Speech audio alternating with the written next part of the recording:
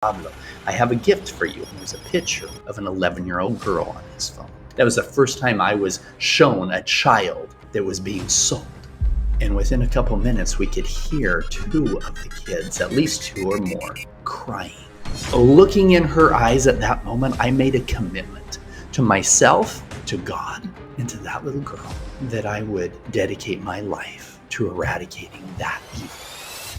Paul Hutchinson, the primary investor and executive producer of a little film you may have heard called Sound of Freedom. He has led or held a critical role in over 70 undercover rescue missions in 15 countries, and he's contributed to or been directly involved in rescuing over 5,000 children. Vice comes out with an article that says Sound of Freedom producer felt the naked breasts of apparently underage trafficking victim. And that, of course, is referring to you. True, false, and what say you about the allegations? True. Okay, I'll tell you the story. You define or explain as best you can in, a few sentences, what is child trafficking specifically? Human trafficking as a whole is any time that somebody is forcing another person against their will in either sex trafficking or organ harvesting or in labor trafficking, and human trafficking as a whole is the fastest growing criminal enterprise in the world, and a huge percentage of them are children. And so that's what child trafficking is, and the focus that we have put forward over the last 10 years is identifying children that are being trafficked for either sex or organ harvesting. When you think of this idea of child trafficking, it obviously has the seedy underbelly feel of some place in Colombia or the DR or Thailand, all of that. And that's true. There is that. You will get into where you spent some time, which is some of the most disgusting places on the planet, really. But what's the more mainstream? Because I think child trafficking, human trafficking, it may feel like it's an over there problem, especially for Americans. But can Absolutely. you get into maybe where people are a little bit blind to the idea that child trafficking is happening right in their backyard? Absolutely. The United States is the number one producer and consumer of child pornography in the world, and is the number one consumer of traveling for these horrible things to other third world countries. However, in the United States, there are hundreds of thousands of children who are being trafficked. In fact, if a parent leaves a Sound of Freedom movie and they're like, okay, yeah, what can I do? The worst thing you can do is go be a Rambo and go to Colombia and try to go rescue some kids. You're going to get shot, right? And you're probably going to get arrested. The best thing you can do is go home and hug your kids. And people say, well, how does that fix it? Well, it makes a huge difference, because the children that are most likely to be taken into trafficking come from broken families, runaways, a broken foster care program, etc. However, even a bigger problem is the fact that there are millions of victims who sleep in their own beds at night. People are like, what? How does that happen? Yeah, they're being trafficked by their babysitter, by their uncle, by the next door neighbor. It happens all the time. We did a rescue in Acapulco, Mexico, and one of the children that were brought was 13 years old. She was being groomed by her aunt, who was working with the traffickers. Her aunt told her, look, you're going to lose your virginity anyway. If you lose it to one of these rich Americans, we'll pay you a few $100s. They were charging us $5,000. There was other ones in Cabo San Lucas and others. 13-year-old American that was down there was a broken family, and she was out with her 17-year-old sister. The traffickers had drugged her. The list goes on. Having a healthy relationship with your children, where they can come to you and say, you know what, Dad, I feel uncomfortable when you have me hug Uncle Harry, or I feel uncomfortable when I go to this friend's house because her brother touches me like this, or our babysitter is showing us pornography and she tells us that we should trust her more than you. These are grooming behaviors, and the big problem is the fact that literally 1 in every 4 women that are listening to us right now, 1 in every 4 have been a victim of sexual violence as a child. And most of them in their own home. So these are all subjects that we can go through, but these are the things that we need to do to keep our kids safe. Not just be a helicopter mom when they're traveling internationally, which you should be, and we can talk about that. But there's a lot more danger right there in our own backyards. That's insane. That's terrifying. And I was going to ask you, what signs do we have? But I love what you said about being open and having discussions with your kids and listening to them. Wow, that's scary. That's so, because you picture it being somewhere else and it's really not. The 1 in 4 women, I can't help but ask this question. Of that 1 in 4 women that have been victims of sexual abuse, trafficking, whatever it might be in their childhood, are they also the perpetrators today in many cases of child trafficking? Well, it's more so the men. With men, it's a lower number. It's 1 in 5 at some time in their life are a victim of sexual violence. But even that number, 1/4 of them was under the age of 10 years old, and most of them in their own homes. So yes, there's massive amounts of childhood trauma that people are holding on to. And I'll answer your question this way, Jamie. People ask me all the time, they say, Paul, how can you go face to face with somebody selling a child and not have them see the anger and the hatred in your eyes? And my answer surprises them, and it pisses some of them off. I don't hate them. Now, don't get me wrong. I'm not a sympathizer. I put my life in danger to ensure they never hurt innocents again. They will be in a place where they cannot pass that trauma on again. However, the thing I wish more than anything is that I could go back 5 or 10 years in their life, had a time machine, go back and figure out what was going on in their life before they ever took that path of harming a child, and figure out how to give them the help that they need. Chances are they were raped themselves. Very, very, very high chances they were raped themselves as children, and probably 1,000 other bad things that happened to them. Now, that still doesn't justify their actions, because they made 1,000 bad decisions to get them to the point where they thought that it was okay to sell a child.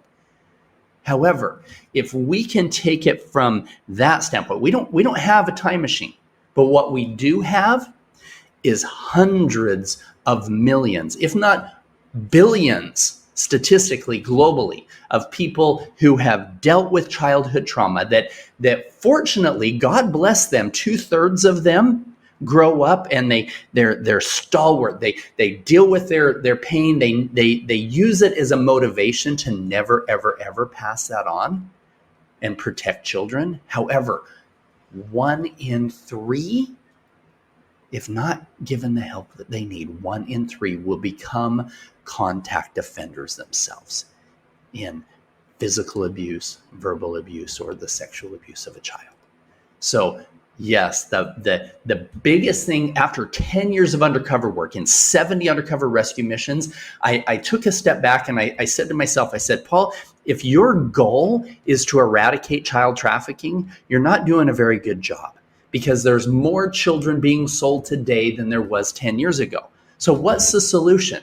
I realized that every time we went in and pulled these kids out, there was another, because not enough was being done to fix the demand, it left a vacuum. And 10, 20, 30 more children were being sucked into the deepest recesses of hell to fill that demand side. So we as humanity need to take a few steps back and say, okay, what really needs to happen to fix this? Well, what needs to happen to fix this is right in our own homes. We need to identify the perpetrators in our family, or more important than that, we need to help people heal before they grow up and pass that on.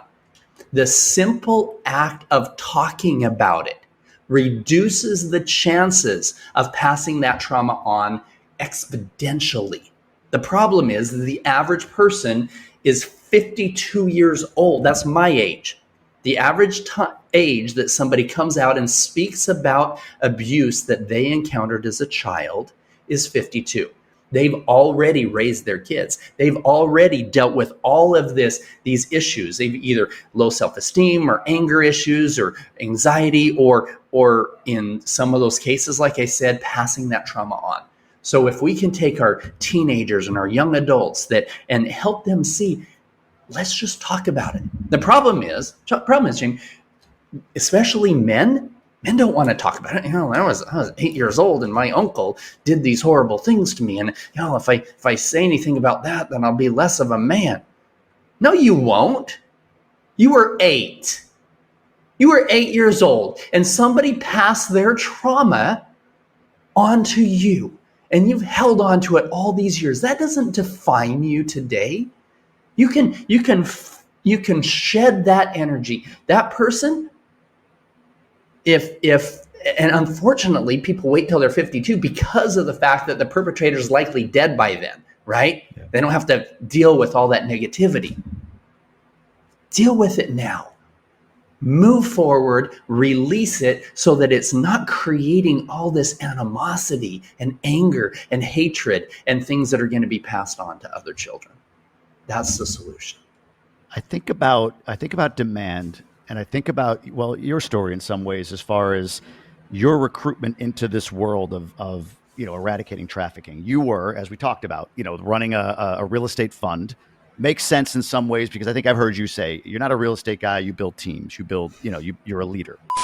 What's up, Tribe listeners? I want to talk about our sponsor for today's episode, Gobundance, the tribe for healthy, wealthy, generous people who choose to live epic lives. It's a tribe I've been a part of for 5 years now, and I keep coming back year after year because of the quality of the connections and interactions that I get and the accountability that I get toward the goals that I'm looking to achieve. Gobundance has meant everything to me, so I'm really, really proud to sit here on the Tribe of Millionaires podcast and tell you a little bit about Gobundance. Here's the thing. Why do you live where you live? Think about it. Why do you live in the neighborhood you live in, or the apartment building you live in, or wherever it might be? Usually people move into a community because of the quality of the neighbors and all of the amenities that are available to them. And then they go about using those amenities and leveraging that community to the best of their ability for growth. They make connections with neighbors, lifelong friendships, things that serve them. We want that for ourselves, for our wives or husbands, and our children.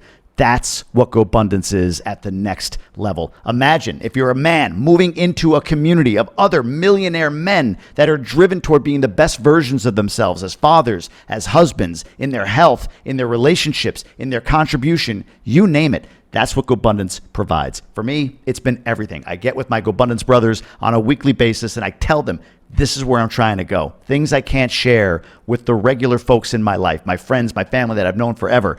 They only know me for who I've been. Gobundance guys, they know me only for who I'm becoming. And when I deviate, when I go off course from being that guy, from taking action toward being that guy, that's when they step in, that's when they hold me accountable, and that's what accelerates my growth. Go to Gobundance.com right now and apply. If you're a millionaire and a man, Gobundance.com. If you're a woman and a millionaire, GobundanceWomen.com. And if you're not quite a millionaire, go to GobundanceEmerge.com and you join me in the community that I've created in partnership with Gobundance to get yourself to that place of being what we call a whole life millionaire. Gobundance.com. You can start there, see everything that we have to offer. It's an incredible community. I can't wait for you to be a part of it. Now, back to the show. So leadership makes sense. I see that transfer. But the other part, which may be a bit of an insult, is you're also a bit of the avatar. You're a rich white guy that can go in to these stings, if you will, and have some level of credibility. Like you wear it, you own it. So we'll talk about that in a moment. But the question on demand is, I think of, or when we talk about this, it conjures images or thoughts of Jeffrey Epstein, this elite class of rich people, going after and bringing, young girls or young kids to a private island. Is that where the demand truly is? I think about the U.S. being the number one consumer, traveling abroad to do these terrible things. There's the trauma and all of that. But is the demand rich white men? Is that like a huge portion of it? Well, here's the problem. In America, most of us would be classified from a global standpoint as rich, right? You're earning $40,000 a year. You're rich compared to most of the world. And so, yes, Now, it's not just the multimillionaires and the billionaires and whatever. It's anybody who has got an unregulated, arrogant ego that sees himself or herself as above others. And here's what was interesting. The very first time I met traffickers, now this is the one that Sound of Freedom movie was based on. I flew down to Cartagena, Colombia. I thought that what I was going to see were guys with big tattoos on their cheeks and 3 earrings in their noses and all this stuff. What I saw was very different. The first trafficker I met was a businessman in a white polo shirt, clean shaven. The second one was a female, young female, who was a beauty queen and ran a modeling agency. The third one was a metrosexual, very well-dressed man who ran a modeling company. And I thought, that's not the typical trafficker. What is typical here? And I realized over the last 10 years in doing all of these things that the traffickers and the demand side, the perpetrators, both of them shared in one thing. It was a complete disregard for humanity as a whole, an arrogance, a greed of selfishness that when I went back to the US and I started looking around, I thought, how many of us share in that same energy? Yeah, I'm not a pedophile, and these guys and my business partners, they weren't either. However, how many of us in any way look at another human being as less than ourselves because of our financial condition, because of our gender, because of our skin color? No, those things do not make us better than somebody. And as soon as we start going down that road, then we eventually, that's what leads to war. That's what leads to all this contention. That's what leads to child trafficking. And so the answer is the demand comes from any society that cultivates this greed and this arrogance that subjugates other people. And we see it in pornography as well. Now, understand this, everybody who's listening right now is seeing pornography, right? Doesn't mean you're going to become a pedophile. But every one of these guys started with a hardcore addiction. So, and what happened is that addiction, just like a hardcore drug, they needed something harder to have that same fix. And pretty soon, harder was a little bit younger. Pretty soon, they were fantasizing about something they wouldn't even thought was attractive 5 years ago. And then they're acting out on these horrific fantasies. Well, back it up. Even, pornography is a victimless crime. I'm not hurting anybody. Well, yes, you are. Number one, the very moment that we take a woman from a divine feminine to an object, we start stepping down that road, right? And you need to understand that a huge percentage, people say upwards of 85% of women online engaging in showing their bodies to the world are not there by choice. They are being trafficked in some way. Somebody is making money and forcing them into that. So yes, you are contributing to the problem by commoditizing women in that way. So scary and so sad. What is it about you specifically, skill set, demeanor, that made you, a top-notch undercover operative? It was interesting. So a year before I was recruited, I called up Sean Reyes. He was our attorney general in Utah. I said, "What's up, AG?" I said, I have front row tickets to the Miss America pageant. You want to come?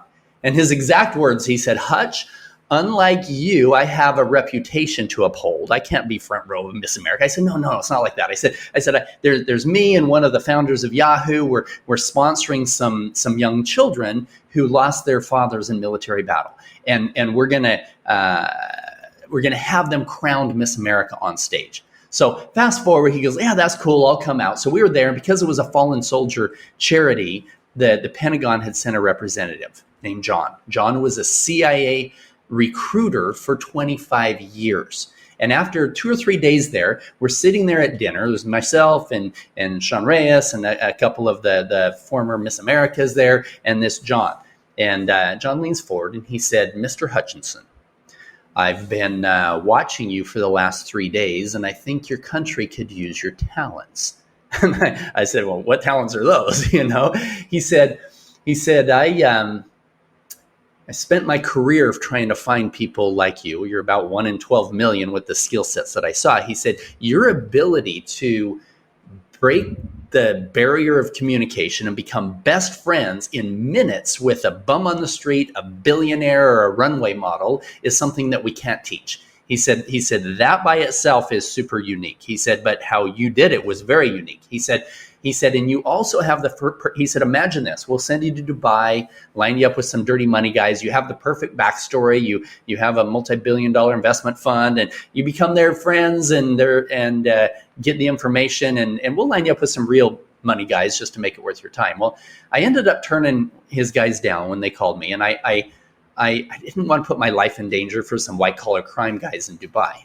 Fast forward a year later, reportedly, I wasn't there. There was a meeting with the Attorney General, and I think Josh Romney was there, Mitt Romney's son. He ran for president, and the Homeland Security agent who Jim Caviezel plays in the movie.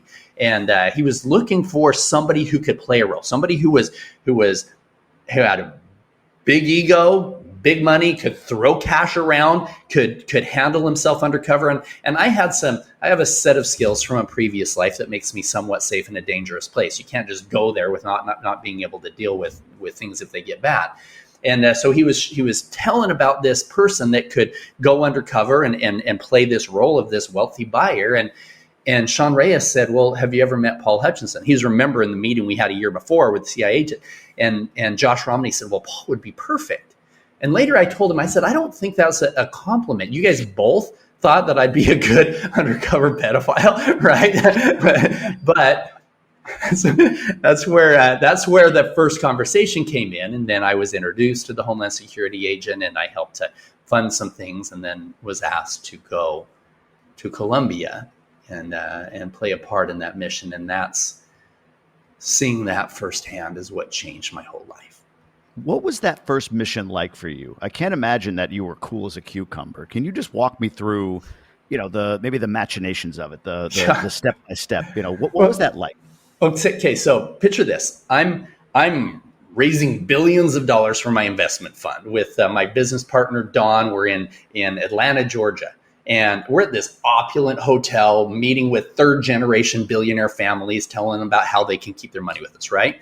And I get this phone call from the Homeland Security agent who Sean had introduced me to, and he said, Paul, he said, I'm in Cartagena, Colombia. There's not just 20 children here. There's more than 50, and there's more than 100 children in the surrounding areas that we could rescue. But I think we can rescue over 100 children on the same day, but I need your help. And I said, well, how much do you need? He said, I need you. Can you be in Colombia in 2 days? I said, I'm in Atlanta, Georgia. I'm not really just the part. He goes, well, you need to come down as a wealthy real estate investor. He said, the head trafficker down here has a piece of property he wants to develop into a child brothel sex resort. He needs a few $1 million to do it. And we believe that if you come down and tell him, look, I'll fund your project under one condition. You have to prove to me that you have the inventory. And they already knew he had over 14 children of his own he was controlling, and through the other traffickers that were there, over 50 children. So I was going to tell him, I'll fund it if we have a party and you bring all of your existing inventory. And if I like them, then great, I'll fund your deal. And so Tim said, you come down as a wealthy real estate investor. And I looked down at myself as I'm on the phone with him. I've got a suit on that costs more than my first car, right? I've got a custom shirt with monograms, and I've got a Breitling watch that costs way more than my first car, right? And cufflinks, and I'm like, I think I have the outfit. He goes, great, be on a plane tomorrow. So that's and what happened too is I then got a phone call because my one business partner was there, and he must have called my other one, the co-founder of the fund, John. John called me up about an hour later, and he said, Paul, I heard about what you're considering doing. He said, have you thought through this? He said, this is really dangerous. He said, you're set. You could keep building this. Pretty soon you can sell out, buy an island, be happy the rest of your life. And I said, John, would I really be happy if I bought an island, if I bought a jet, if I bought a yacht? I said, if I was doing something else dangerous tomorrow, if I was climbing Everest, you and I would have the same conversation, wouldn't we? He goes, yeah, we probably would. I said, when I'm 95 years old and I look back on my life and I say I climbed this mountain and I helped build this multi-billion-dollar company and I helped rescue this many children from slavery, which of them matters at all? He said, you're right. There's something about you and your background, your skill set that can help those kids. You should go. And he's been one of the greatest supporters of the foundation ever since. But so I won't go through all the details. It'll take our whole podcast, but I'll just put it this way. Two key points. First of all, I flew down there. 2 days later, I'm face to face with these traffickers. Like I just said, they were very different from what I thought. And halfway through the meeting, one of them leans forward and he said, Pablo, I have a gift for you. I said, really, what's your gift? And he leans forward and he hands me his phone. And there's a picture of an 11-year-old girl on his phone. He said, this is Princess. She's still a virgin. We just took delivery of some. She's my gift for you for this party. And he started talking about horrific things I could do to this child. Now, in the movie, I gave some resistance when the Homeland Security agent wanted me to come on the rescue. And I only overcame it when he gave a picture of this little girl to my driver. And I says, okay, I'll go. In real life, I was already there. I was face to face with these guys, and showing me that picture galvanized my commitment. That was the first time I was shown a child that was being sold, especially a virgin. And so when we went back, we set up this party and everything. They brought 54 children. And we put them in a separate place in this kind of a palapa bungalow type of an area because we didn't want them seeing the guns and the money changing hands, everything else. And we're sitting there negotiating with these guys. And we're trying to get them to say exactly why the kids are there, because we had undercover cameras, because we never want the children to have to stand trial and witness against them. We want them to go to jail for life based on all the evidence collected there. And halfway through this, one of them stands up and he said, Pablo, I have to show you the gifts that I brought you. And he went in the house where the children were. And within a couple of minutes, we could hear two of the kids, at least two or more of the children, crying, scared to death. After about 10 minutes, he came out and he had 4 virgins, 3 little girls, 1 little boy. This little boy, I was told that he was brought in from Haiti. He was 11. They gave him cocaine that morning because he was so scared. What kind of effed up monster thinks that that's attractive? You know, everything in me, everything wanted to just hug the kids and say, you're going to be fine. We couldn't say that. We're still, the agents hadn't come yet. And they brought this girl in front of me, the same one that they showed me on the picture. They called her Princess. She was 11. And I'm sitting down and her standing up was about eye level to me. And I could see in her eyes, and all I could see was fear. Her makeup had been stained because of her crying. And I asked her, I said, ¿Cómo te llamas? What's your name? She didn't answer. I'm sure it's because her real name wasn't Princess. She was scared, trying to figure out what she should say. And I just said, Está bien, it's okay. You know, I told the traffickers, not time for the party yet. We still got to talk. But looking in her eyes at that moment, I made a commitment to myself, to God, and to that little girl, that I would dedicate my life to eradicating that evil from the face of the earth. Incredible. What happens to these kids, those kids, after they're rescued? Where do they go? Are they back to their home country? Do they go to the United States? What happens to these kids after you? If the parents reported them abducted, then it's easy to find them and get them back. Most of these kids came from broken families or foster program that wasn't working right, And a lot of them were from that area, that country, poor areas in there.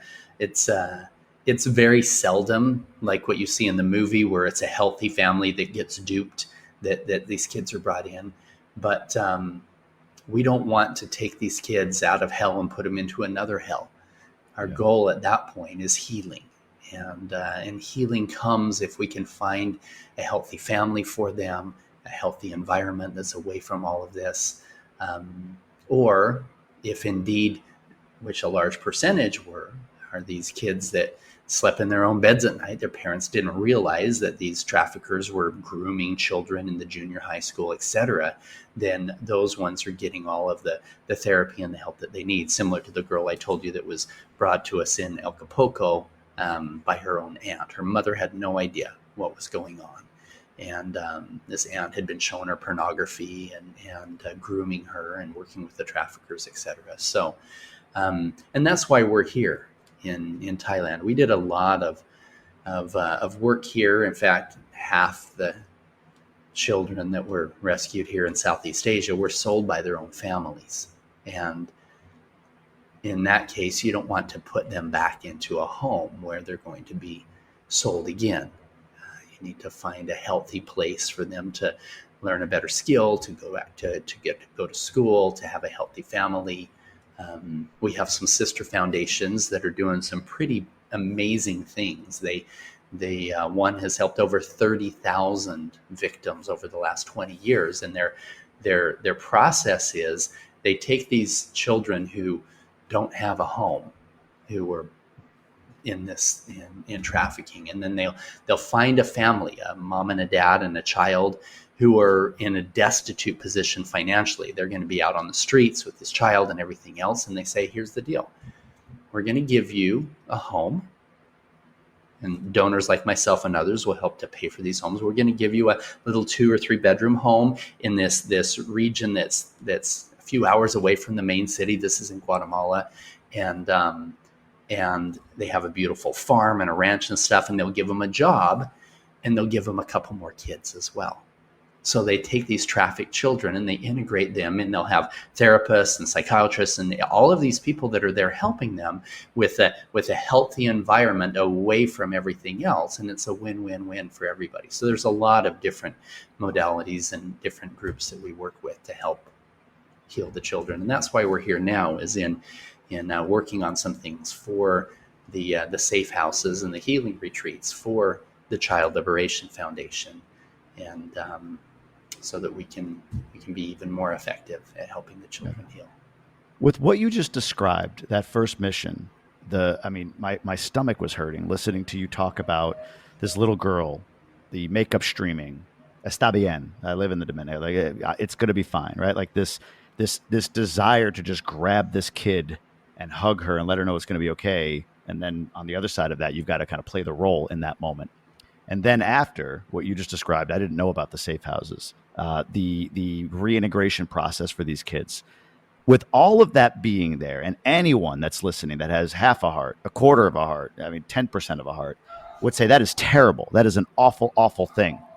Why then did The Sound of Freedom, the movie, 1, take 5 years, I think, to see the light of day, and 2, why has it become so controversial? Why has it become a left-right? Why has it become a I don't know. What is the controversy around this movie? It just seems like the ultimate awareness campaign. Why did it get so much resistance? Yeah, it's been super frustrating to me from the beginning. And this should never have been a political issue, ever. And, I'll point fingers where they need to be pointed. There are some people involved. Some of the actors are very alt-right and, speak at QAnon events. Even the Homeland Security agent, has been involved in some of those. And so, the podcasts that I've been on some solid right-wing ones. I've been on left-wing ones as well. And I'm very careful to not get political on this. There are actually people out there who believe that the guys on the other side are the ones who are raping the kids. No, we've arrested people on both sides. That should never be an issue. Now, when it comes to the movie itself, I will say this. We're being controlled, and we're allowing it to happen. Big media, big Hollywood is controlled, and they have very specific agendas. And these agendas are slowly taking away the moral foundations that we've been taught by our parents and our grandparents, et cetera. And we can see it. And we all step back and say, oh, it's not that bad. Oh, it's not that bad. But if we really take a look at what's being fed to us, then you'll understand the bigger picture. And we went right in the beginning. We went into Sony and Lionsgate and Paramount and others and pitched this story to them. And they were interested because it was a pretty amazing story, but they wanted full literary control. They wanted the ability to change the story in any way that they wanted to. And we thought, no, I don't feel comfortable with that because we don't know they could have tabled it for 10 years and never done anything with it. And so we decided to take this to the people, by the people. This is a privately funded thing. I was the first investor, primary investor in Sound of Freedom. And then we brought on some other families as well to help make that happen. But then even after it was finished, almost 5 years ago, this film was completely done, ready for distribution. And we ran up against so many roadblocks in every way. I mean, Fox International originally had the rights for the distribution. Disney bought them, and then boom, we got stuck with now the distribution rights with somebody who didn't want to take it out. And we're like, crap, so we had to figure out how to buy out their position at a premium, all this crap. And then even after that, it got tied up for another 6 months by another Disney exec that promised $20 million he's going to put into distribution, ties the whole thing up, and then finally at the very end didn't do anything. And I don't know if he just went higher up and realized, hey, none of these guys are going to support me on this or what, but this happened over and over again. We got turned down by guys like Netflix, okay? Netflix brought us cuties. Right? There's a bunch of 10-year-olds dressing up like strippers. They're okay with that. It makes you ask the hard questions. What is the agenda? And why? This is not a religious film. And the only religious part of it is that Jim Caviezel says the words, God's children are not for sale. Does that make it religious because I use the word God? No. Okay, and so it's bringing to light a very sensitive subject, something that unfortunately a lot of the power players and the elite are involved with, and they don't want this awareness to be out with everybody. And understand that there's a lot of fallible people out there.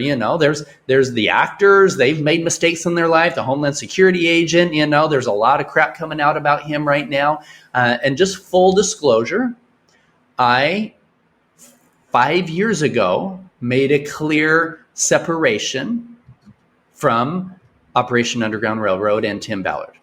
And a lot of the things that are coming to light now, I'm not throwing anybody under the bus. I have compassion for everybody who's dealing with all kinds of arrows that are being pointed at them. I mean, I've had my share of hit pieces coming in against me as well. And so, but what I will say is that the big media, the news outlets, all of these guys that would not even promote our movie at all, the only way it got out to the world is by grassroots movement from really good people that put it out on social media and brought them in. You didn't hear about it anywhere on Yahoo and MSN, any of these guys, nothing about it at all. They didn't want to promote it at all. But now that there's any kind of negativity that they can push the other direction, then they're putting that out. And so it's concerning. Were you given a reason, or is it just not interested? Like when Netflix turns you down, Disney distribution doesn't want to put it out. Did you ever hear any reason?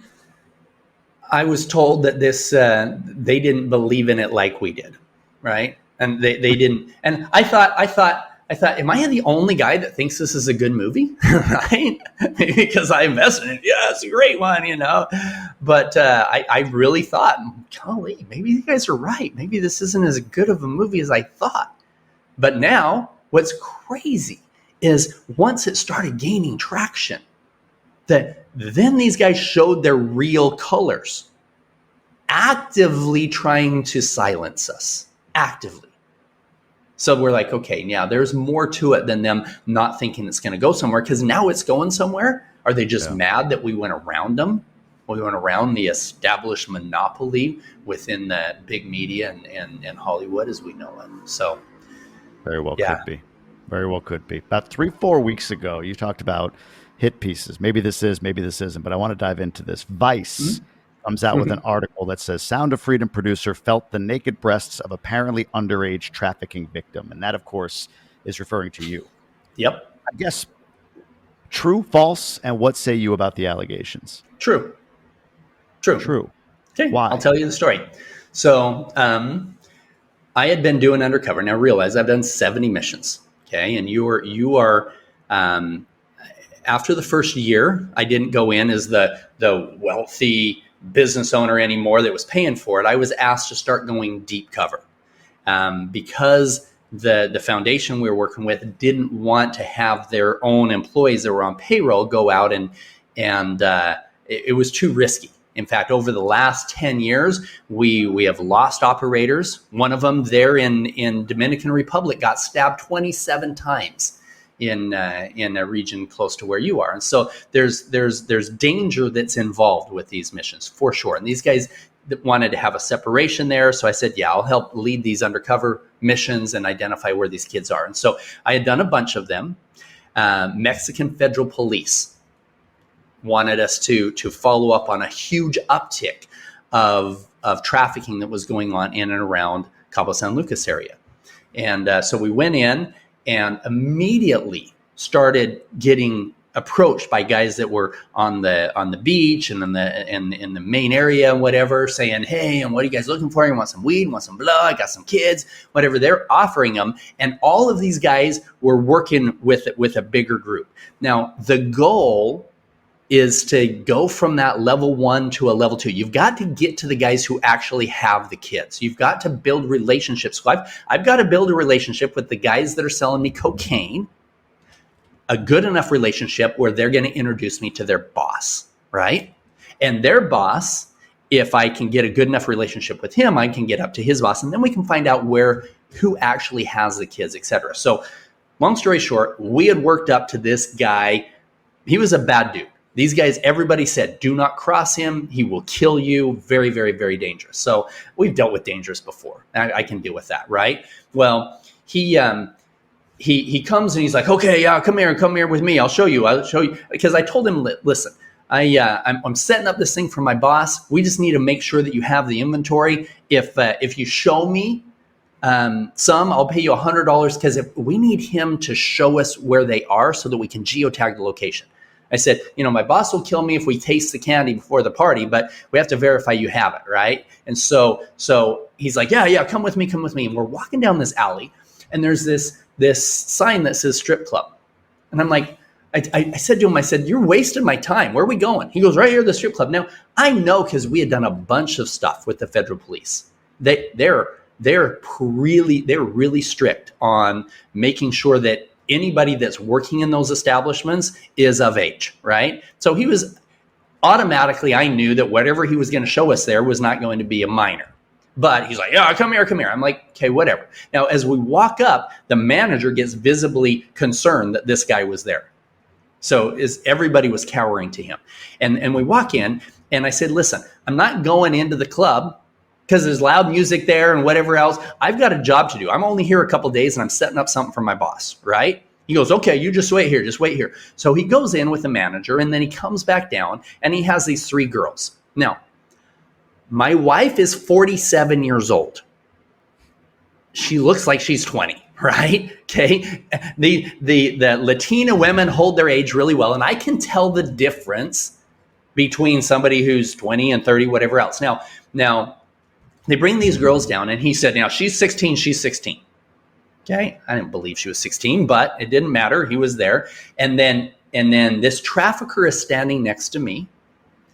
The manager brings this girl over and lifts up her blouse. The trafficker reaches down and taps my hand, pushing it up. Now, at this point, I have to make a split decision. Within seconds, what do I do? If I pull back, I firmly believe that me and my team would have been in danger, right? This man, everybody cowered to him. That's number 1. Number 2, it was a very good chance that she was not a minor. She didn't look like a minor, and she was working in a club. Okay. Number three, I knew he was testing us because there was something bigger going on everywhere. And so, yeah, I went up there and touched her breast and said, yep, that's what our boss is looking for. Okay. So fast forward, we get back in the car and I make a phone call to a guy by the name of Matt. Matt was CIA for over a decade in Latin America doing undercover work. And I said, look, this is the very first time something like this has happened. How do I deal with this? I mean, is this, he said she was 16, is there an issue here? I mean, he's like, look, you've got full authorization from the Mexican Federal Police. He said, this kind of thing happens all the time. And so that was the gist of it. Now, here's what happened. This guy ended up introducing us to his boss. They brought 23 victims. Now, at the rescue, at the sting operation, the federal police said that the girls that were brought from the strip club were all over 18 years old. But here's the thing. That's irrelevant. It's irrelevant whether she was 16, whether she was 18, whether she was 35. That's irrelevant. What is relevant is this. That girl will never be back in a position, hopefully, but we took her out of the position where a trafficker and a manager were forcing her to have some stranger touch her against her will. She was being trafficked, okay? And the other 22 victims are now back with their families and freed from that horrible world. So I'm not embarrassed about it at all. I followed protocol. My team members were there with me. There was nothing out of integrity, nothing out of honor in doing that mission. And I continued to do undercover rescue missions for many years after that. And thousands of children between our foundation and other ones that I have helped to start and to fund, thousands are back with their families today. The article seemed to insinuate that there was the potential of criminal action being taken against you. Is that real? Is that possible? And I guess No. Well, let's start with that. Yeah, it's not real, and it's not the Davis County attorney's office or whatever in Utah were doing an investigation on Operation Underground Railroad. And they subpoenaed all of the records from them because they were looking into some financial allegations of what the Homeland Security agent was doing. These are some of the reasons why I separated from them. So I was already completely separate from OUR at the time. I had left them because I was not impressed with some of the things that were going on with the Homeland Security agent himself. And unfortunately, the movie had already been made. We had already taken 8 different rescue missions and 50 plus operators and put them all together in just a few characters in the movie. And unfortunately, the character that plays him makes him look like he's the only hero. No, the real heroes are the guys who are still doing undercover work. Those are the hidden heroes. And most of the things over the last 10 years were done by them. And so from a criminal standpoint, they were looking into OUR as a whole from a criminal standpoint. And they were looking at some financial things, some sexual allegations against him, et cetera. And they ended up dropping that case. Now, the only reason why that was even in there is because that transcript, when I called the CIA agent or the former CIA operative and told him everything, he just took notes on it. He said, yeah, Paul called in. He was concerned that, the trafficker said she was 16, was concerned, how does he handle these things in the future? I'm very good friends with the federal police in Mexico. They have begged us to come back many, many times, and we've done a great job in working with them. I wasn't working for the U.S. government. I was working for the Mexican government. And even in the U.S., I had full authorization to be down there. And it was verified by the Mexican federal police that she was overage. And even if she wasn't, was irrelevant. So yeah, there's zero investigation. There's nothing that I'm not even worried about one iota. And when it says Davis County dropped the case, it wasn't a case against me. It never was. It was the case as a whole that they were looking into Operation Underground Railroad at the time. I can only imagine. You mentioned it, the decisions that need to be made, the moment by moment, split second thoughts that go through your mind. when you're undercover like that. So I appreciate you sharing. I appreciate you going deep into that. I asked you at the jump, like, is this something that's discussable for you? And you Yeah, said, hey, open book. I'm a completely open book. There's nothing hidden about me whatsoever. I'm a fallible person. I'm on my third marriage. This one's going to last. I've screwed up plenty of times in my life, but in that operation, in that situation, I do not regret it, not 1 second. Appreciate you saying that. Appreciate you talking through that, I should say. You bet. On the point of you being an open book and the movie being out there, there's obviously, I mean, you can't blink and not hear the term human trafficking. The awareness campaign is it's pervasive. It's everywhere, right? How much though, or what would you say, I guess, to those who are critical of the fact that you do share some of the undercover stories, that you are sharing what you're doing and how that might be compromising the efforts of those that are in the field right now? Every single mission is different. The ones that I shared, they were the old ways that we were doing things. And frankly, they were super ineffective. This whole going in and getting the traffickers to bring all the children together for this big party, it was more so that the Homeland Security agent could get a whole bunch of video of this so that he could tell the story, and we were behind this. We're like, you know what? We have to create awareness, right? We've got to have some documentaries. We've got to show what's going on. And you can't take a camera when you're doing the deep cover stuff. That's dangerous to have a camera there that's picking up or whatever else. And so if we did, we had these little button cameras or some super covert ones and whatever.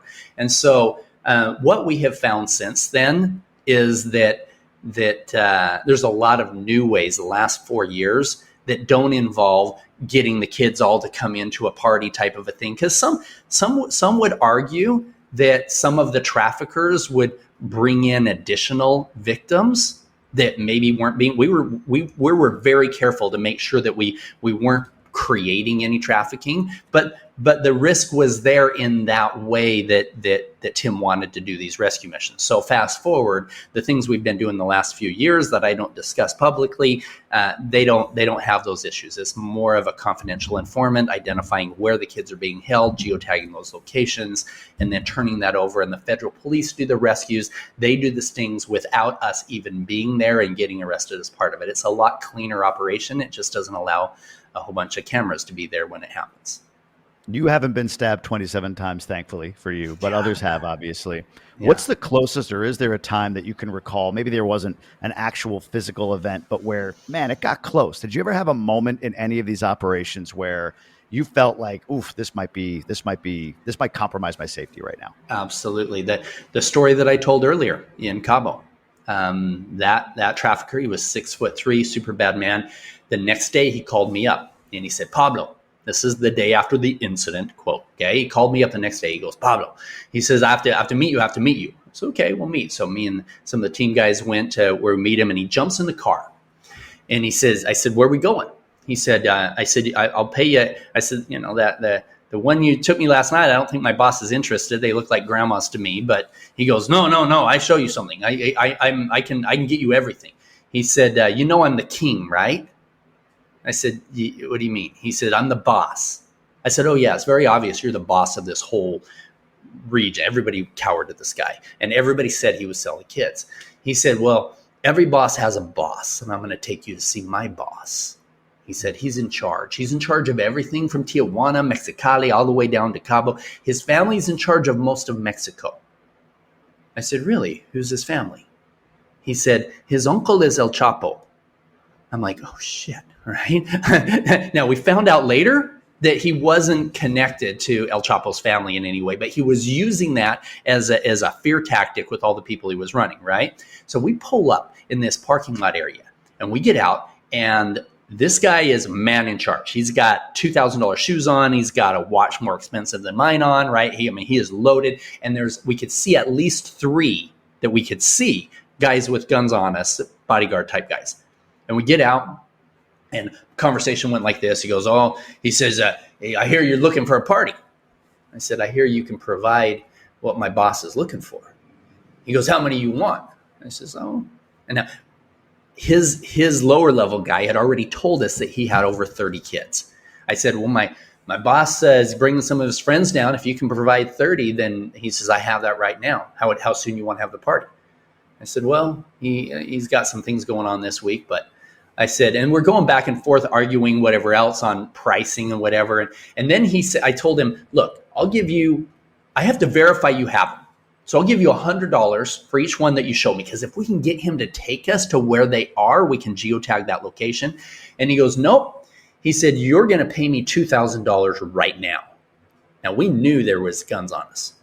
And I said, why would I pay you? Why would I pay you $2,000 now? If you told me you're going to show up at my party with cocaine, I'm not going to pay you for it now and hope that you're going to show up. How do I know that you can provide what you say you can provide? And he came forward and he says, listen to me carefully. You ask any mother effer in this city if I can provide what I say I can provide. He said, all the people on the streets that you talk to, they all work for me. The police, they all work for me.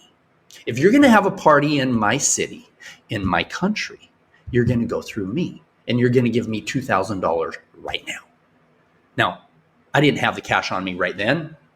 I knew we had got to a high-level guy, and I said, listen, I'll be back. I don't have it. I'll be back in 2 hours, and I'll make sure you have it. So we follow protocol, make sure we're not being followed. I go back to the safe house, bring the cash. 2 hours later, we're back, and we get out. He says, you have my money? I said, yeah. Boom, boom, boom, give him the money. Now, this time I could see at least 8 who had eyes on us at the time. This is the most dangerous, right? I give him the money. And then he said, give me your business card. I reached in my pocket, and fortunately, I had my business card for my undercover profile. It had a fake phone number, a fake address, everything, fake email, all of this stuff. And he looks at the card, and he said, tell me your phone number. As he's looking at my card. Now, if I didn't have my undercover number memorized like that, I would have been shot. And then he said, take out your phone. Show me your phone. I take out my phone, and he's looking at the face of it. He takes out his phone, and he dials the phone number, my undercover number that was on my card. Now, if I did not have it properly routed and coming in so it rang on my real phone, I didn't want to have a real phone number on my card, because then they could figure out who I really was. That would be super dangerous, right? So I had all of this stuff set up. Boom, his phone number rings. He smiles. He said, I like you. Come here. And he goes and he shows me he has this black truck that's lowered and big, beautiful rims, and he pulls open the doors, and there's three kids in there. I said, yeah, that's what my boss is looking for. But yeah, that's one of many that got pretty dicey, but it's the end of the story that I started with. Wow. The going one step further on this, and then I want to talk about something else real quick, but when that what does the sting look like? You mentioned you get arrested. So all right, so this guy opens the doors. There's 3 kids in there. So you're geotagging this location. Everyone knows that there are kids to be rescued here. Then what? What happens next, and what happens to you? Well, in that situation, because he had brought them in the truck, it didn't do me any good to geotag it, because he brought them from somewhere else, right? Mm. So at that point, I said, listen, you and I stay in contact. And he says, download this app called Wicker. He said, and every time I send you a message, the second that you see it, it disappears, and vice versa. He said, and if you screenshot it, I know that you did. So don't. I'm like, okay. So we did this app type of a thing that and I told him my boss is interested in me setting up a party, so I'll stay in touch with you and figure out a time for that, etc. We go back to the hotel, our safe house that we were staying at, and I type up a full report, everything that happened, all the details, his phone number, that how we were introduced. I mean, even the incident the night before, all of that was all typed up for the head of the federal police. I send that in. The next morning, when I woke up, I had 9 missed phone calls. I called the federal police back. I said, what's going on? He said, get out. He said, that guy is the guy. We've been trying to get with him for 3 years. He said, you were on the ground in less than 24 hours and you have his phone number. He said, we couldn't get his phone number. He said, we've already got a judge's order and we've tapped his phone and we've identified all the people he's connected with. We don't have enough manpower in the area to keep you safe. Get on the next plane. Just communicate with him from the U.S. So boom, fly back to the U.S. and I text him, hey, my boss told me that we got to got some stuff I had to come back up here for, but yeah, he's super interested in having a party. When can we get this set up? And so we set it up for less than 2 weeks later. And the federal police didn't trust any of the local cops because a lot of them were on his payroll from what they could tell. And so they flew 70 police officers from Mexico City in. And this guy shows up with 23 victims. And we actually, unfortunately, had to let some of the other traffickers that we had connected with go because he was so high level. The federal police said, we want to just focus full time on him. So him and about 5-6 of his guys ended up showing up with these kids. And I had told him I was setting this up for my boss. You know, we had this beautiful home with a beautiful pool and stuff there. And so he comes with all the kids. We set them on the other side of the pool. We're sitting there talking back and forth with him. After we have all of the stuff on recorded on video, we order tequila, and tequila means that the waiters go back and radio in the raid, and boom, everybody comes down, everybody gets arrested. And so I'm laying there on the ground. I've got handcuffs on. And I've got the federal agent whose office we were in the day before. He's there, you know, with a rifle in his hand and you know, over the top of me, et cetera. And I turn my head, and this guy, this trafficker, was 3 or 4 feet away. And I turned my head and I said, "Hey," I said, "You told me the police work for you. How come I'm getting arrested, right?" Because I had to make it look real, right? I said, "How can I get arrested?" He goes, "These aren't mine. These are feds. These are feds." And the federal agent who was on top of him had a taser and said, "Shut up," and tased him. And he went like that. I had to turn my head so he wouldn't see me laughing, because watching him get tased, that was the best part of the whole mission, right? I'm like, do it again. So yeah, they're in prison for life. Good. That's a good end to that story. That's a great end to that story. I'm wondering here, as this has come to my mind before. I haven't watched the movie, and it's not because I can't. It's because I struggle with being able to emotionally deal with the movie. And it makes me think about, I think there's a lot like me. Maybe it's a little bit of cowardice on my part, but be that as it may. I think there's a lot of people, and I go back to, you probably remember the commercials, 30 cents a day, you can help a kid. And those commercials were just so sad. And studies were done. People turned them off. It was not a great recruitment effort to show that sort of pain in people in order to get your wallet open and help those people, right? It's got to be a bit more uplifting. How do you strike the balance, or how have you struck the balance between awareness, but at the same time, hope, such that people are willing to come along on this journey with you, with their money, with their time, with their effort, with whatever it may be? Yeah. Well, first of all, with the movie, you will find that the reason so many people are promoting it to their friends and family is because it is full of light and darkness both. You're going to cry. You're going to go through a box of tissues while you're there. But it's such a beautiful light at the end of the tunnel with the rescue of the children and there's just valiant people throughout the world that all contributed to these missions that we all put together in the characters of the film. And so it was beautifully done. Very, very well done. This does not look like a $14 million film. It'll look like a $50-60 million film when you watch it, because our director was just so brilliant with it. So that's number one. Number two, I have found that just like in this conversation, you know, I laugh about, you know, the trafficker getting tased and whatever else. It's a serious issue. It's something that we all need to get our heads around and do something about it. The truth is this: if we don't take a look at the problem, it will continue to persist. The problem is not a bunch of kids that have been transferred to another country in container ships, and that's where the trafficking is going on. The problem's in our own backyard. And the movie allows for conversations to happen that weren't appropriate for a polite dinner conversation 2 years ago, right? And so now that people have seen it, now they can talk about it and say, okay, where is this coming from? What do we need to do to be able to eradicate this? And now we can start talking about where the demand is coming from. We can start talking about generational trauma. We can start talking about all of these things that really need to happen to raise the global consciousness of mankind and get us to the point where we can heal through this so that it's not even a thing. So that's the purpose of it. The reason why I invested in the beginning is to create a movement and an opportunity to say, okay, now that I have your attention, let's talk about this. And that's where we can go down this road of healing. In 5 years, 3 years, 2 years, whatever it might be, you and I sit down again and we're talking about the problem of child trafficking. Less than your hope, more your assessment from what you see on the ground. Where are we? Best case, worst case?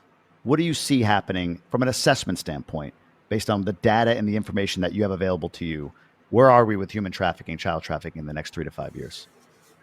I believe that we have started a chain reaction with enough good people now being aware that there will be people like myself who step out and say, you know what, I'm going to dedicate my time, my money, my resources, my voice, whatever, to continuing this mission. You're going to start having conversations with many, many people talking about healing and healing retreats and different modalities and things like that. I believe we've reached a point of critical mass that will continue this momentum. I truly believe that it will. Up until this time, it was a losing battle. That movie started a spark, and that spark is global. I'm on the other side of the world, and random people that just in a coffee shop this morning had heard of the movie, had seen the movie. It's creating a movement globally. And in doing so, millions of good people will step forward. In fact, back at the time of Abraham Lincoln, it wasn't the guys rescuing the slaves that created the biggest difference. Jamie, it was people like you. It was people like Harriet Beecher Stowe, who wrote a book called Uncle Tom's Cabin, which was the media of the age. And it created an awareness with good people of what was going on in the South. In fact, reportedly, years later, when Abraham Lincoln met her, he shook her hand. He said, so you're the little lady that wrote the book that started the big war, right? So today, our goal is not to start a war. It's not a physical revolution with guns against our governments. But yes, it is a revolution against trafficking as a whole. This is something that we in our civilized world that we live in, we're above this. We cannot sit back and allow this kind of thing to happen. Not only in third world countries, but in our own backyards. We need to step forward and say, we will preserve innocence. We're going to preserve the innocence of our children and not have them grow up with this generational trauma that so many people are dealing with. I believe 5-10 years from now, we have the same conversation. You're going to say, dang, Paul, you threw gas on fire and that thing just lit up. So hundreds of millions, billions of lives will have changed because of what we started. Man, I hope you're right. That's my hope. And I believe that you're right, that this was the spark that started it. Interesting comparison. The book to the war. The book started the war. The movie started this action, if you will. And I know we're in a more modern era than a war where people, oddly, Civil War times, line up 20 feet from each other and shoot. What strange war time. But be that as it may, is there a tipping point? Is there a parallel to the Civil War? So the movie sparked it. In the next few years, do you see, does somebody need to go down? Does some event need to happen in your estimation, in your mind, that is akin to the Civil War starting from Uncle Tom's Cabin? Sound of Freedom is the spark. What's the big tipping point? Is there one? Yeah. I like to say this, the sound of freedom is not just the sound of the children joyous laughter at the end of that rescue in Colombia. The sound of freedom should be a war cry for every one of us in our own lives, in which we can all step back and say, okay, the things that we have been allowing in our homes are causing this and so many other problems. Okay. The second that we as adults can step back and say, okay, I now can see how hardcore pornography ends up being addictive and people end up wanting something harder and more grotesque or younger, whatever, and this can add to it. I can now grow up and say, all right, all of this crap that's coming in from a very controlled Hollywood and big media, etc. Enough is enough. We're going to stand up together and say, no, we're going to support groups like Angel Studios, who brought us the TV series The Chosen, and now has brought us the Sound of Freedom, etc. We're gonna support good entertainment, healthy entertainment. We're going to change what's coming into our homes. That's a big deal.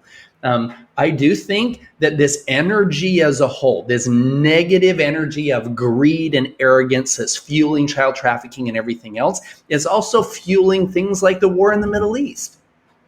I mean, this is a battle that's been going on for thousands of years. Really, guys, get over it. They believe differently than you. Can we get along? Can we just step back and say, it's okay that I have a different set of belief systems than you? Your truth is your truth. My truth is mine.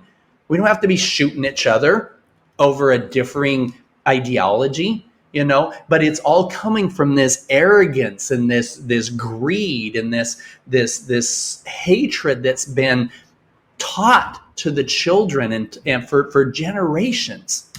So I hope that it doesn't have to be a global war to bring people to their knees.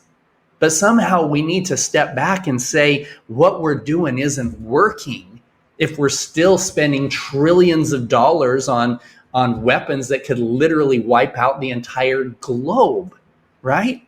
That and the generational trauma of sexual things with the kids, this is all crap that we sit back saying, oh, we're so civilized. No, we're not.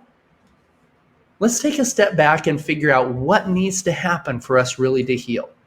How do we get back to moral principles where we don't look at another person with any degree of arrogance? It doesn't matter if I have a bigger checkbook or if I'm white or if I'm a male. None of those things matter.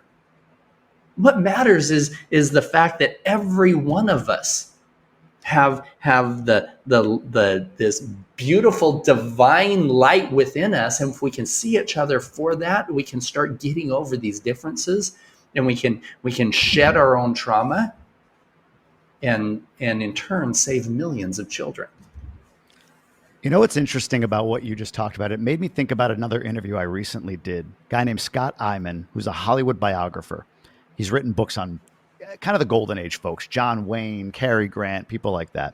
And he wrote a book recently called Charlie Chaplin versus America. So Charlie Chaplin, I didn't know this, was one of the preeminent names on the blacklist, the Hollywood blacklist from the 40s and 50s. What's his name? The FBI director back then, Hoover, wanted him out. And he wasn't an American citizen, so he ended up winning. He ended up being able to get him out. But what was interesting in that discussion, we talked about entrepreneurship, which some of the stuff on Charlie Chaplin was just fascinating. Fascinating. Recommend the book.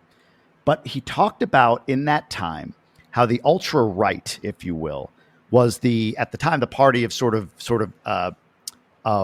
censorship. They didn't want communist ideology to be shared anywhere, and therefore, and even Charlie Chaplin was a bit of a womanizer, so there was that whole thing like non-traditional values. So he made the point in his analysis and in what he's done that Hollywood in that time shifted left because there was censorship coming from the hard right. Fast forward to today, censorship is coming from the hard left, it seems.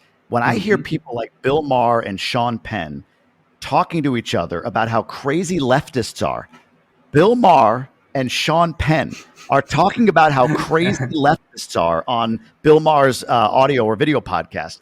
Like censorship has gone crazy. And when you look at the stats in Hollywood, how fewer and fewer movies are made in Hollywood today, I think it's gone from like 80% to 40 or 50%. It's being filmed elsewhere, Georgia, Florida, Louisiana, not exactly liberal strong points. I just think and wonder as we talk about me sort of thinking about the potential answer to that question, are we coming to a point where censorship, same reaction, I don't want to say shifts right, but shifts away from that, which may look like shifting right, more toward traditional values, more toward, pornography being rightfully so, eradicated, or not even eradicated, but stigmatized at the very Mm-hmm. minimum. It's okay to have Mm-hmm. stigma. It really is. It's healthy for society to stigmatize Exactly. things. In my estimation, like saying you are something that you're not, that should be stigmatized. That's my position, not yours, but just putting it out there. So anyway, I Mm-hmm. just thought that was a really interesting parallel to the potential tipping point after the spark of Sound of Freedom. Wow. I'm hoping you're right. I think you are, I because I hope. think we've started that conversation that is continuing, and I'm hoping that there's a lot of negative press out there about, and rightfully so, about some of um, the actions done by the Homeland Security agent that Jim Caviezel plays, and I'm not one to point fingers there, but there's a lot of allegations that are coming out, and I of course made that separation 5 years ago, and I'm just hoping that people don't see that and say, oh yeah, well that means child trafficking doesn't exist. No, I'm here to tell you I've been there. And there are hundreds of operators who are on the ground, who we made the movie about, we just couldn't show them, that are still doing undercover work. And so, yes, it is a problem.